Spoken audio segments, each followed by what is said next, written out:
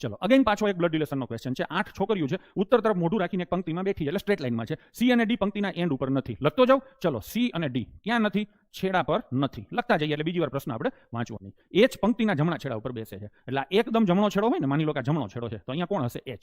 Total છોકરીઓ કેટલી છે? 8. તો હવે બાકીની 7 છોકરીઓ આમની હશે. કન્ફર્મ થઈ ગયું ને? તો હું અહીંયા લખી નાખીશ 4 5 6 7 અને 8. 8 જ છે ને? જોઈ લેજે બના.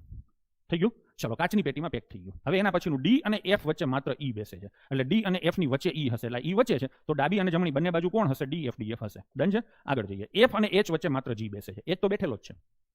થોડુંક નજર છે ને કાગડા જેવી રાખવાની, આમાં જોતું રહેવાનું, નહીતર પાછું અહીંયા ઠપકારી દેશો તો વાળ કપાઈને ટકો થશે. બરાબર ને? તો શું કરવાનું? એફ અને એચ વચ્ચે, એટલે એફ અને એચ ની વચ્ચે કોણ બેસે છે? જી. ક્લિયર છે? હવે તમે જુઓ તો આમાંથી એફ આવી ગયો, તો આ સેન્ટેન્સ આમાં સેટ થઈ જશે. એફ અને ડી ની વચ્ચે કોણ બેસે છે? ઈ. તો આ પણ થઈ ગયું કે નહીં? હવે આગળ જઈએ. સી અને એ બંને બી ના નજીકના પડોશી છે. જો આ વાક્યને પાછું ટ્વિસ્ટ કરીને આપ્યું છે. વચ્ચે બેઠો નથી કીધું. સી અને એ બી ના પડોશી. આ બી હોય ને, બી, તો એના 2 પડોશી હોય. કેટલા હોય? 2. જો વચ્ચે હોય તો છેડે હોય તો 1 પડોશી હોય. તો બી ના 2 પડોશી છે. એની પડોશીના નામ શું છે? સી અને એ. તો આ સી એ આવે. કોણ ક્યાં આવશે ખબર નથી. કેટલા જણા છે? 3. તો એ 3 જણા અહીંયા જ આવશે. હવે આ વાક્ય વાંચો તો સી છેડા ઉપર નથી, ડી છેડા ઉપર નથી, તો ડી નો તો હિસાબ પતી ગયો. સી છેડા ઉપર નથી એટલે સી અહીંયા આવશે, બી અહીંયા આવશે, અહીંયા કોણ આવશે? એ. સરસ ક્વેશ્ચન હતો. હવે જુઓ સેટિંગ પણ 3 પાયે કેવું કર્યું છે? ABCD E F G H. આમ જ કરવું તો પછી આવી અમને મજૂરી શું કામ કરાવી?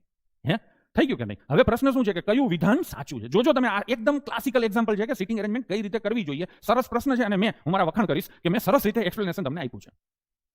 ડી એચ ની ડાબી બાજુ ચોથો છે. એચ છે ને એની ડાબી બાજુ પહેલો, બીજો, ત્રીજો, ચોથો. હા છે. એનો મતલબ કે આ સ્ટેટમેન્ટ સાચું છે. બીજું, ડી બી નો પડોશી છે, નથી, એટલે આ સ્ટેટમેન્ટ ખોટું છે. કયું વિધાન સાચું છે? તો આન્સર આવશે માત્ર વિધાન 1. બરાબર ને? તો આવું કર્યા પછી આપણને એવી ફીલ આવે કે જંગ જીત્યો રે મારો